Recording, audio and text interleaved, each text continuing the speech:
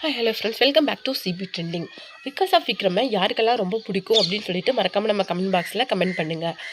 அவரை வந்து இந்த தடவை விஜய் சேதுபதி செம்மையாக ரோஸ்ட் பண்ணி எடுத்திருக்காரு. அது என்ன அப்படிங்கிறத தான் டீட்டெயிலாக நம்ம சேனலில் நம்ம பார்க்க போகிறோம். சேனலுக்குள்ளே போகிறதுக்கு முன்னாடி நீங்கள் நம்ம சேனலுக்கு புதியவராக இருந்தால் மறக்காமல் நம்ம சிபி ட்ரெண்டிங்கை சப்ஸ்கிரைப் பண்ணி ஃபாலோ பண்ணிக்கோங்க. வாங்க வீடியோக்குள்ளே போகலாம். பிகாஸ் ஆஃப் விக்ரம் வந்து சுபிக்ஷா கிட்ட என்ன சொல்லியிருக்காங்களா, நீ கண்டிப்பாக டாப் 5ல இருக்க மாட்டே அப்படின்னு சொல்லியிருக்காரு.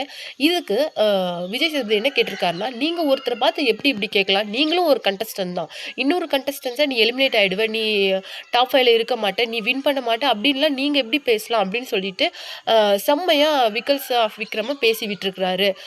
இதுக்கு மேலே விக்கல்ஸ் ஆஃப் விக்ரம் வந்து இந்த மாதிரி பண்ண மாட்டாருன்னு சொல்லிட்டு நம்பலாம். அது மட்டும் கிடையாது, கணிக்கிட்ட அவங்க என்ன சொல்லியிருக்காங்கன்னு சொல்லிட்டு பார்த்தீங்கன்னா, நல்ல வேளை இந்த பேரண்ட்ஸ் ஃபேமிலி டாஸ்கில் விஜய் பார்வதியோட அம்மா உள்ளே வரல, இல்லைன்னா கண்டிப்பாக அவங்கள பார்த்துனா என்னம்மா பொண்ணு வளர்த்து வச்சுருக்கிறீங்க அப்படின்னு சொல்லிட்டு கேட்டிருப்பேன்.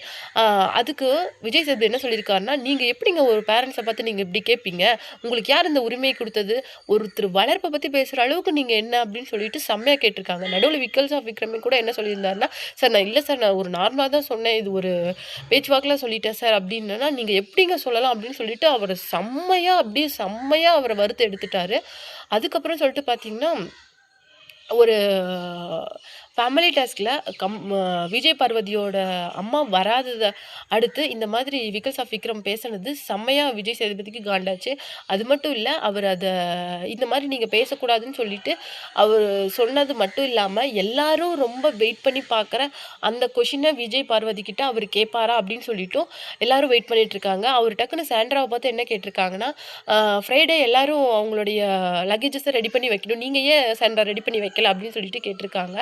இல்லை சார் அது வந்து அப்படின்னு சொல்லிட்டு கேட்குறாங்க. இல்லை நீங்கள் ஸ்ட்ராங்கான பிளேயரு நீங்களே கூட நினச்சிருக்கலாம், ஆனால் இது பிக் பாஸ் போட்ட ரூல்ஸ், நீங்கள் எப்படி அதை பிரேக் பண்ணலாம், ஒன்று நீங்கள் இதெல்லாம் எடுத்து வச்சுக்கணும், பிக் பாஸ் சொல்கிறது எதுவும் கேட்கக்கூடாதுங்கிற முடிவில் இருக்கிறீங்களா, உங்கள் இஷ்டத்துக்கு நீங்கள் முடிவு எடுக்கிறதுக்கு இது உங்கள் வீடு இல்லைங்க, நீங்கள் ரொம்ப சொகுசாக இருக்கிறதுக்கு இது உங்கள் இடம் கிடையாது, நீங்கள் ஒரு காம்படிஷனில் இருக்கீங்கிறத உங்களுக்கு அடிக்கடி ரிமைண்ட் பண்ணுறதா இருக்குது அப்படின்னு சொல்லிட்டு ஒரு ஃப்ரெண்டோட வைஃப் அப்படிங்கிறலாம் இல்லாத சாண்ட்ராவை செம்மையாக ரோஸ்ட் பண்ணி விட்டாங்க. பிரஜின் போனதுக்கு அப்புறமேலும் சாண்ட்ரா ரொம்பவும் கேமை தடுமாறி தான் விளையாண்டுருக்காங்கன்னு சொல்லி நமக்கு நல்லாவே தெரியும். இப்படி பேசுனது சாண்ட்ரா வந்து ரொம்ப ஒரு மாதிரி ஆஃப் ஆன மாதிரி இருந்தது. நீங்கள் இதை பற்றி என்ன நினைக்கிறீங்க அப்படிங்கிற உங்களுடைய கமெண்ட்டை மறக்காம நம்ம கமெண்ட் பாக்ஸில் கொடுத்துருங்க.